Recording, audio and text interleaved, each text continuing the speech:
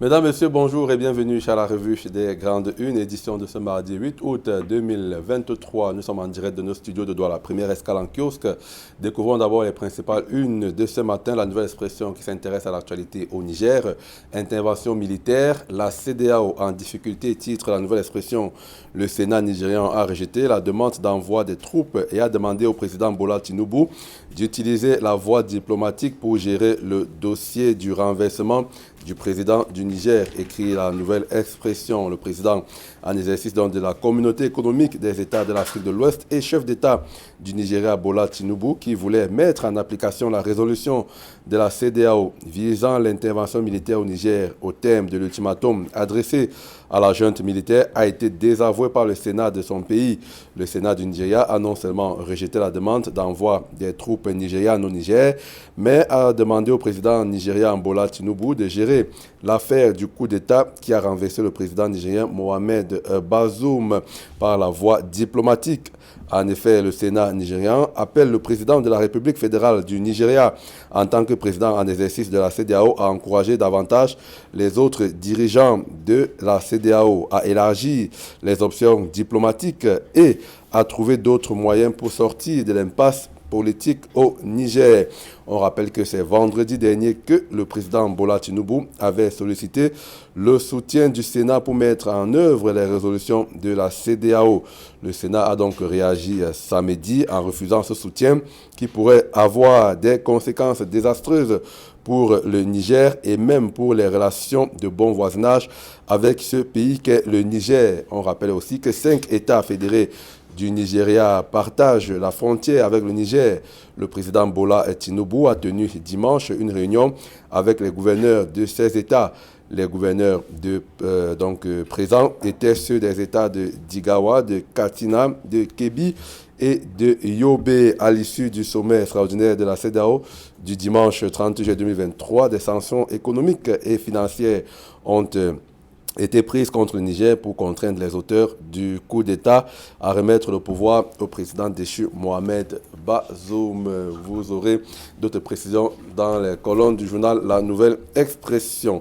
Le quotidien émergent s'intéresse au sud-ouest, exhumation des restes des 6 délégués enlevés en 2021. C'est le titre majeur du journal Émergence de ce matin qui revient donc sur l'exhumation des restes des 6 délégués enlevés en 2021. Le quotidien Le Jour s'intéresse également à ces 2 enfants décapités à Bertois. Des suspects ont été interpellés, nous apprend le quotidien Le Jour. À la une du Messager, Jules Doré Dongo, dans la forêt dense du complot, titre Le Messager. Cité dans une opération mafieuse de détournement de fonds publics, le ministre de la Forêt et de la Faune paierait-il le prix de la lutte contre la circulation et la vente des bois illégaux? Se demande le Messager ce matin. À la une de Cameroun Tribune, communauté urbaine commune, les pommes de discorde, titre le quotidien bilingue gouvernemental. Malgré un cadre légal de plus en plus précis, l'interprétation des textes continue de poser problème et des conflits persistent en matière d'aménagement urbain, construction et gestion des marchés et des espaces de parking. Sous la houlette du ministère de la décentralisation et du développement local, un cadre formel et permanent de dialogue et de concertation est envisagé pour une meilleure cohabitation afin de donner la priorité à l'intérêt des populations. Lit le focus de Cameroun Tribune en kiosque ce matin. À la une du journal Le Jeune Enquêteur, démolition illégale à Douala, un dicolo bis éclate au quartier lundi, titre Le Jeune Enquêteur. Des centaines de maisons cassées pour rien, 16 pères de famille jetés en prison puis libérés 3 jours après. Tout cela à cause de la danse Bafia organisée par le ministre des Domaines.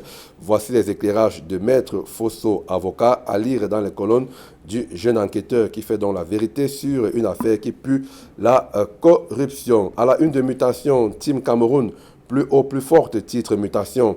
La moisson du Cameroun au jeu de la francophonie est élogieuse. Revue des héros de Kinshasa dans l'édition de Mutation de ce matin.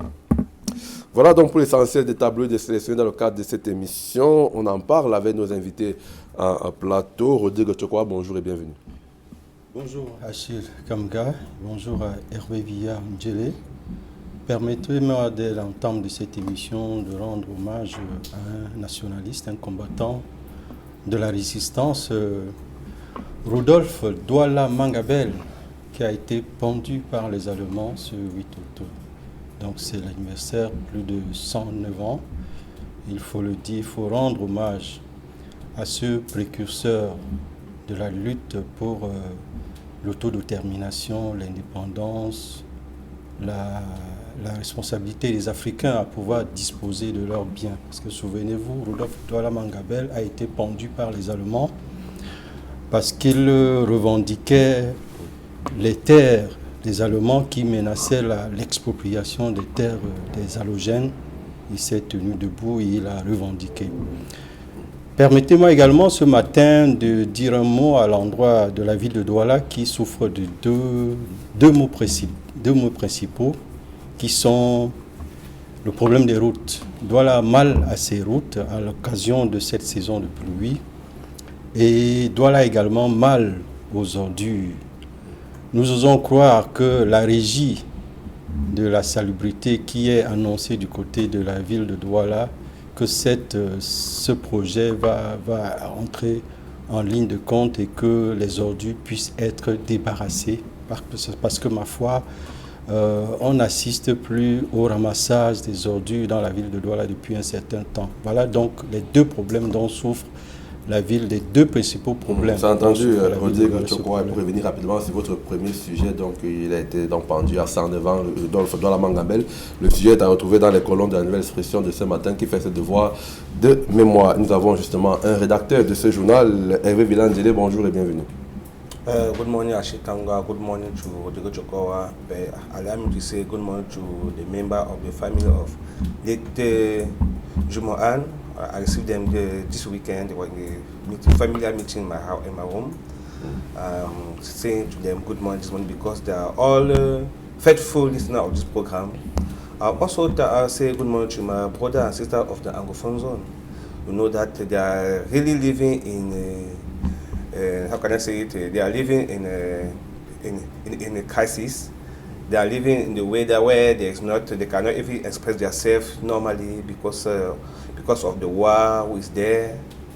I'm saying good morning to them because I know that they are also listeners of this program. Saying also good morning to all the Cameroonians who are abroad, who are watching us at this moment. Merci d'être avec nous, Hervé Villandjele. Vous gardez la parole. De toute façon, on va commencer avec la nouvelle expression. Ce sujet sur la crise au Niger après le coup d'État survenu il y a quelques jours et qui a porté dans la tête du pays le général Tchani. Eh bien, l'intervention militaire, la CEDEAO qui est en difficulté, c'est que, nous apprend la nouvelle expression, le Sénat nigérian a rejeté la demande d'envoi des troupes et a demandé au président Tinubu d'utiliser la voie diplomatique. Quelle est votre réaction sur cette CEDEAO qui est en difficulté, qui est divisée sur l'intervention du côté du Niger? Comment comprendre aussi l'action, bien le geste du Sénat? Oui, il faut dire déjà que le Nigeria est l'un des grands États, n'est-ce pas, membre de la CEDEAO. D'ailleurs, c'est son président qui préside l'exercice, n'est-ce pas, de cette communauté de l'Afrique de l'Ouest. Vous comprenez effectivement que l'intention, n'est-ce pas, de ce président pendant cette crise au Niger était tout simplement de frapper, d'intervenir de manière militaire pour obliger la junte au pouvoir, n'est-ce pas, à réinstaller le président qui a été déchu par les armes, ou bien par la manière la plus brutale. Heureusement qu'il faut rappeler qu'il n'a pas été violenté. Il n'y a pas eu effusion de sang du côté du Niger pendant ce putsch-là. Donc c'est un putsch qui s'est fait sans violation des droits humains, dans la mesure où on a blessé personne du moins. Nous sommes estimés que la Constitution n'a pas été respectée en ce sens-là. Mais il faut quand même rappeler que les initiatives prises hier pour menacer la junte au pouvoir et les obliger, n'est-ce pas, à se retirer et à réinstaller le président au pouvoir visaient par exemple l'attaque. On leur a donné un ultimatum qui a expiré hier dimanche. Et le président de l'exercice avait pour mission, n'est-ce pas, d'attaquer le Niger sur le plan militaire.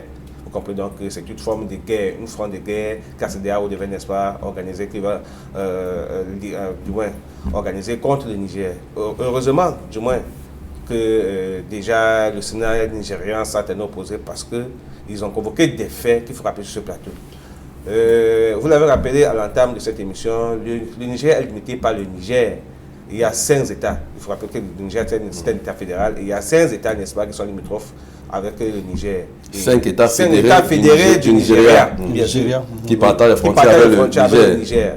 Et donc vous comprenez que c'était une forme de crise, déjà sur le plan bilatéral entre ces États-là et le Niger, et entre le Nigeria lui-même et le Niger.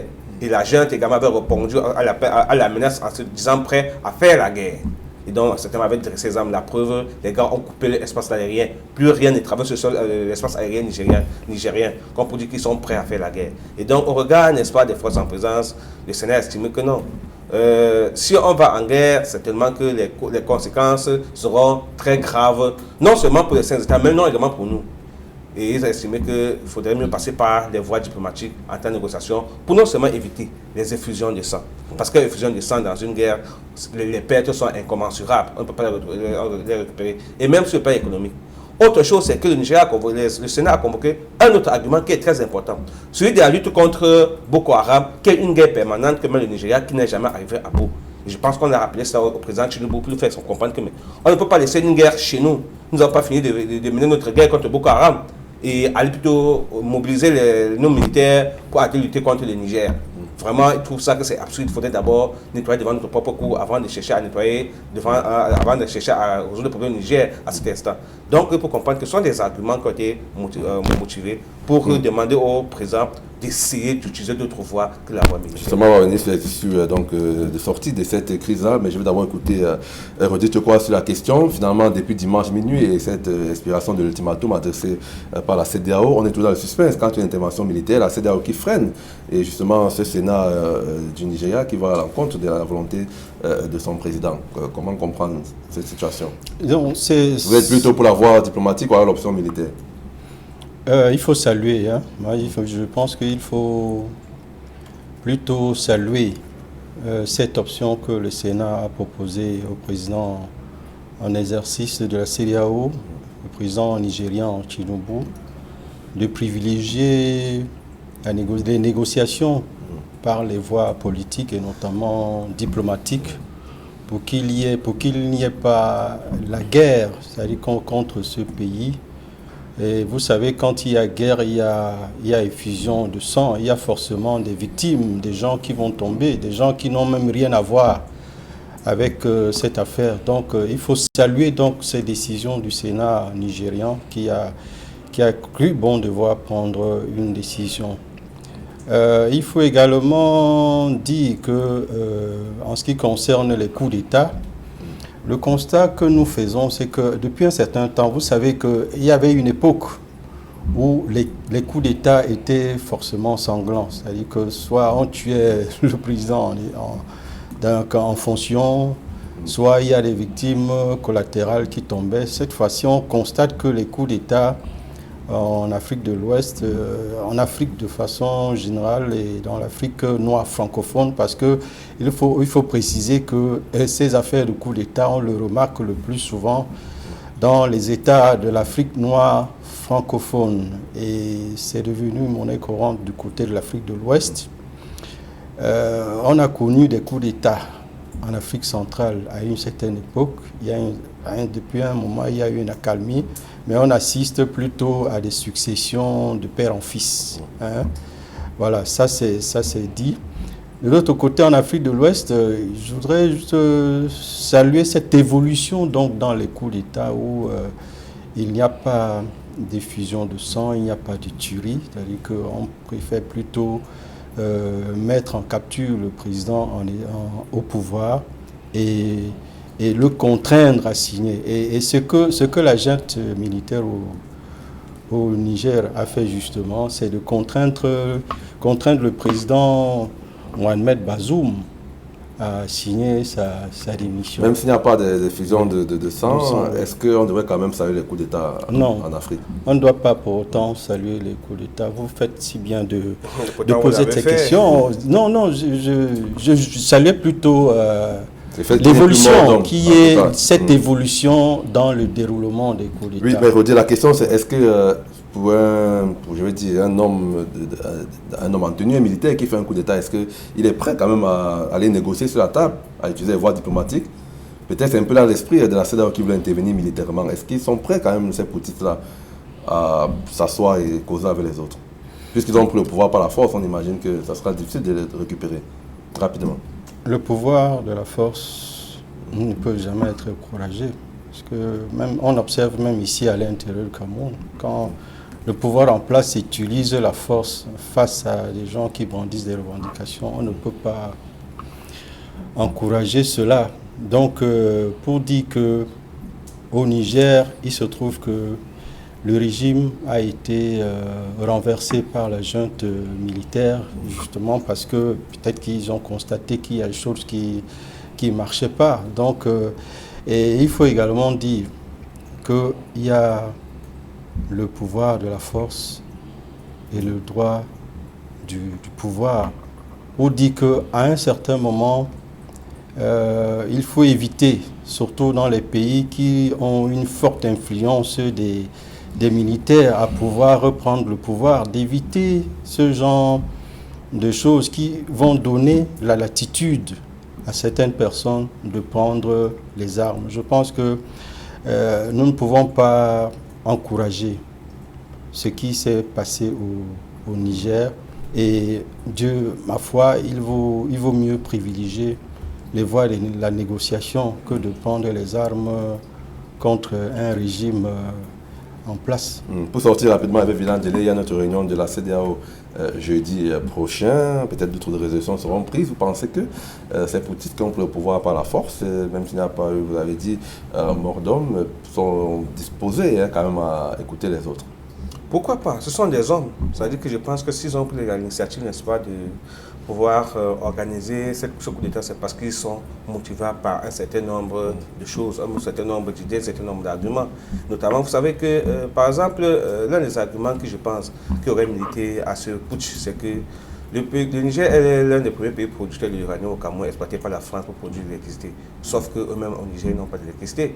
Peut-être que ce sont autant d'éléments qui auraient milité, n'est-ce pas, pour que ce genre d'initiative soit prise. Ça me dit peut-être que le nouveau président en exercice n'aurait pas, n'est-ce pas, n'avait pas certainement pris des initiatives qu'attendait le peuple et même les putschistes. Il faut quand même rappeler que s'il y a une chose qui est quand même curieuse, c'est qu'on a quand même observé au Niger le soutien populaire, n'est-ce pas, pour ce renversement, pour ce putsch, et pour ne pas aller à l'encontre des Nigériens. S'il y avait une contestation de manière populaire, par exemple, pour ce putsch qui était organisé, on comprendrait que les populations sont contre l'initiative prise et que certainement, ça ne vise pas, n'est-ce pas, cette initiative ne vise pas à les servir. Mais on a plutôt l'impression qu'ils ont plutôt le soutien des putschistes, du moins. Les putschistes ont le soutien des populations. C'est ce qui est quand même curieux. Donc peut-être qu'il y a une forme d'accord entre les populations et les putschistes pour pouvoir gérer sous une nouvelle casquette le Niger qui souffre, qui est l'un des pays quand même les plus pauvres en Afrique malgré la richesse de son sous-sol. Donc c'est à ce niveau-là. Sur un micro-programme que j'ai regardé concernant l'exploitation de l'uranium, on fait comprendre qu'effectivement, au niveau de la santé, ça impacte sérieusement la santé des Nigériens. Donc ça fait que c'est un élément, n'est-ce pas, qui nuit gravement à la santé de l'exploitation de l'uranium. Et curieusement, ils n'en profitent pas. Ça profite à la France. Vous comprenez? Donc, ce sont des éléments de révolte. On ne va pas encourager cette initiative. Mais si l'initiative vise à libérer le peuple nigérien, je pense qu'on penserait que c'est une bonne chose. Même si ce n'est pas la voie la plus souhaitée. Maintenant, au pouvoir, on peut mettre certainement un gouvernement de transition, comme on a toujours vu des initiatives pour pouvoir permettre à un président n'est-ce pas, d'accéder au pouvoir de manière la plus démocratique possible. Donc, au moins, c'est la suite des événements qui donnera raison au putsch qui a été commandité ou non. Maintenant, vous avez annoncé la prochaine réunion de la CEDEAO. Maintenant, ce sont les arguments qu'on va apporter des putschistes au pouvoir qui vont permettre à la CEDEAO de baisser la garde. Déjà, ils vont comprendre qu'il faut commencer à sauver, il faut sauver le peu qu'on a. Est-ce qu'on va continuer, on va aller en guerre pour permettre à un président de rentrer ou bien on va laisser les putschistes continuer à gérer? On va peser, l'intérêt des Nigériens. Si les Nigériens ne se plaignent pas, pourquoi voulez-vous que la CEDEAO se plaigne à la place mieux que les Nigériens? C'est ça la question. Sauf si la CEDEAO a notre intérêt au Niger que l'on cache. Ou bien sauf si la CEDEAO défend les intérêts de quelqu'un d'autre.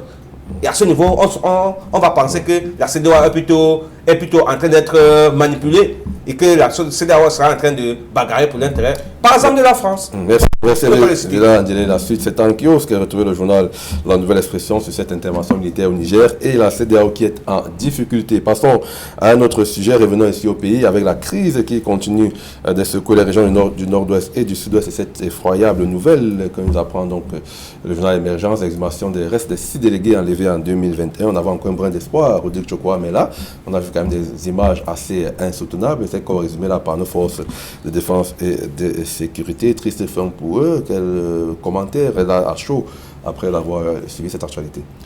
Oui, mais nous savons que ces 6 délégués qui ont été kidnappés en 2021 ont été annoncés pour tuer par les séparatistes. Cette annonce a été révélée par un des ex-combattants Clinton, qui a rejoint la DDR. Donc il a annoncé que ces 6 délégués départementaux ont été exécutés.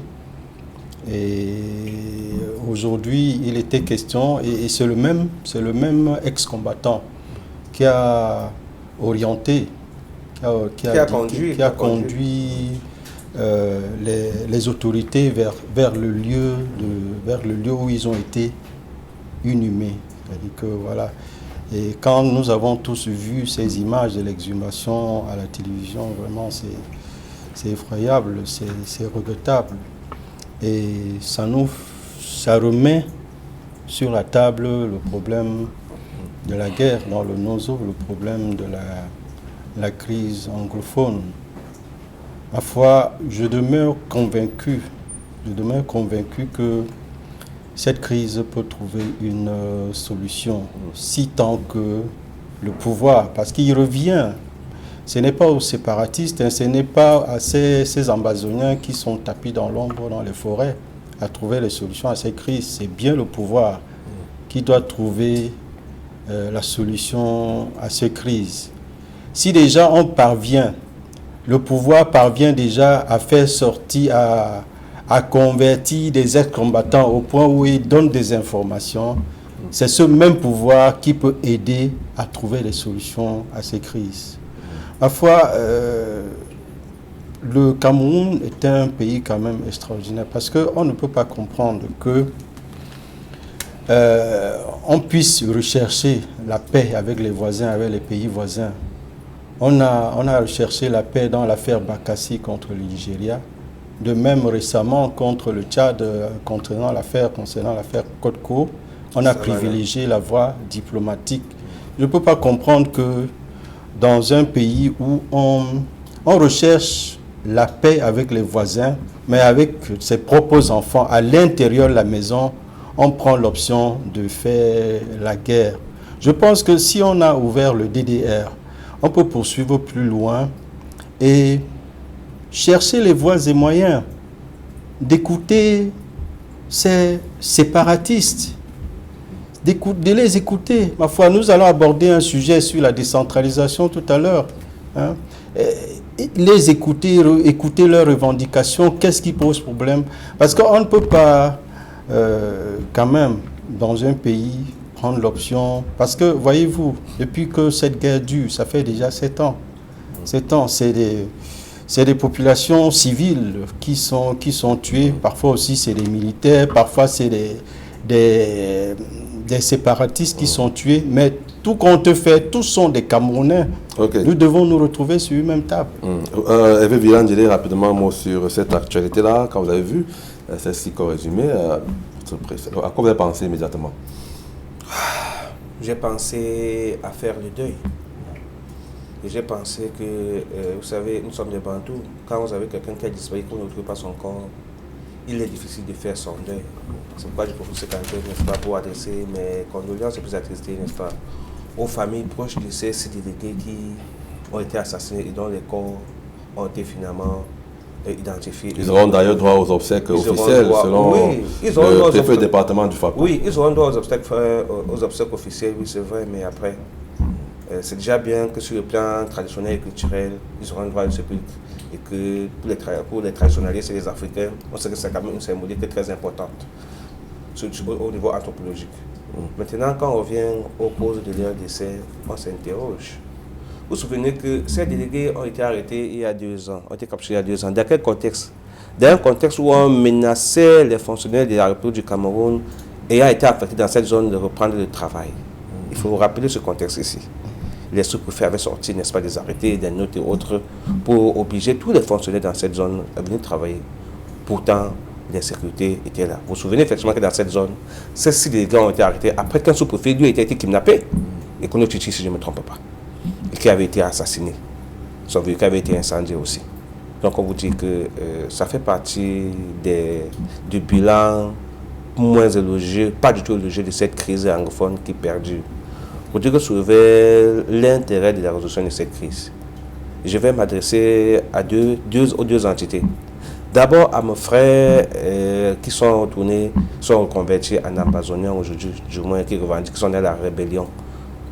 Est-ce qu'on n'a pas suffisamment déjà fait? Est-ce qu'on n'a pas suffisamment déjà tué?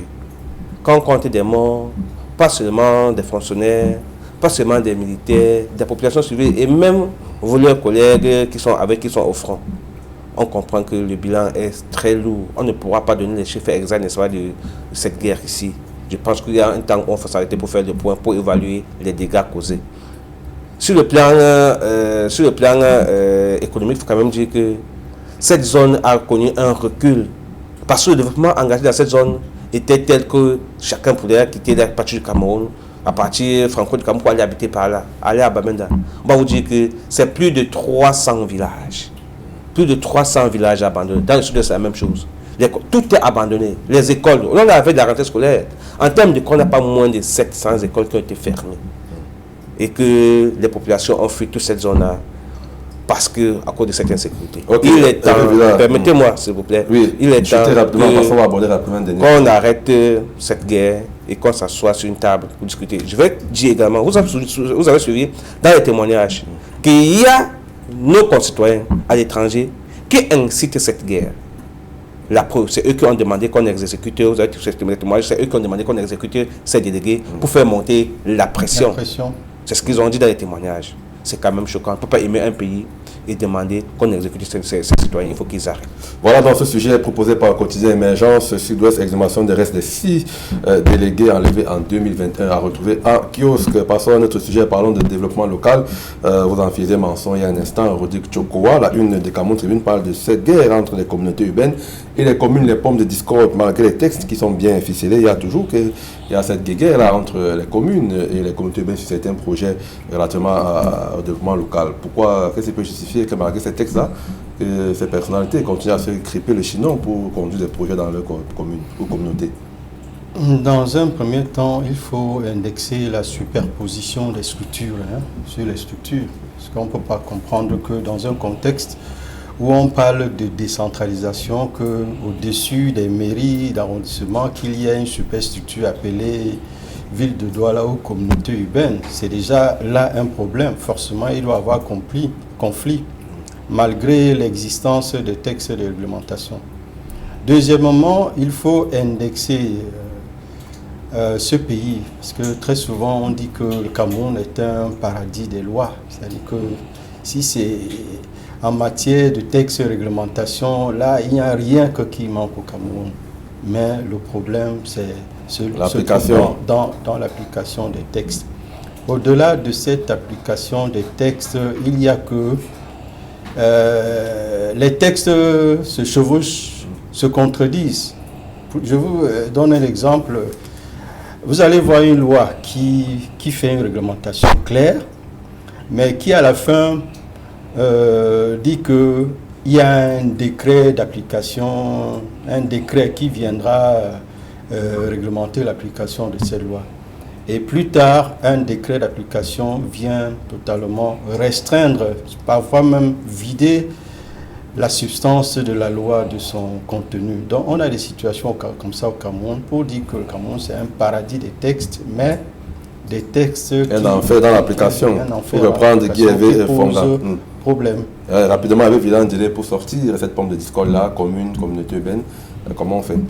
Mais je pense que j'ai toujours dit qu'il n'y a rien qui n'échappe à la gestion des On a vu des cas ici, notamment. Oui, je vais vous expliquer le cas de Douala, la communauté urbaine et Douala deuxième, qui avait des problèmes au niveau de la perception des taxes au niveau du marché central de Douala. Et même au niveau de la fourrière municipale à Douala premier. Sauf que ça a été résolu. Pourquoi? Parce que des hommes sont mis ensemble pour dire qu'il faut qu'on arrange ce problème. C'est pas parce que les lois ont été établies, on ne va pas forcément fonctionner de manière linéaire en respectant les lois. Mais les mairies sont assis pour dire qu'on va créer notre cadre d'intervention pour que chacun puisse gagner. Je pense qu'aujourd'hui, la maire Fampo a reçu quand même, avec la communauté urbaine tenant à l'époque, n'est-ce pas, de résoudre une certaine crise qui était très tendue au niveau de la perception des taxes au niveau du marché central. On a résolu ça. Aujourd'hui, on a constaté par exemple que le marché de la gare est en train d'être construit par la mairie de Douala 2. Pourtant, c'était l'objet de la pomme de discorde hier entre la communauté urbaine et la mairie de Douala 2. Il faut tout simplement dire que les hommes peuvent s'entendre pour gérer, arranger les lois. Donc, on va beaucoup convoquer les textes, c'est vrai, qui régissent l'organisation des communautés urbaines ou du bien des super-mairies et des chevauchements au niveau des lois, mais il y a quand même qu'ils siègent ensemble. Et c'est le cas, c'est le cas de pouvoir mettre fin à ce genre de litige. Donc c'est possible que les deux entités c'est très possible que évoluent ensemble pour le bien des populations. Ils doivent évoluer ensemble. Ok. Merci, chers messieurs, d'être venus décrypter l'actualité avec nous ce mardi. Mesdames, messieurs, merci d'avoir été des nôtres. Merci à nos équipes techniques en régie, Jonathan Babiola, Emos Frongo et François Dikoumé à la réalisation. Rendez-vous demain à 9h20. La télé ne s'arrête pas juste après nous, c'est 10-12 le Zénith.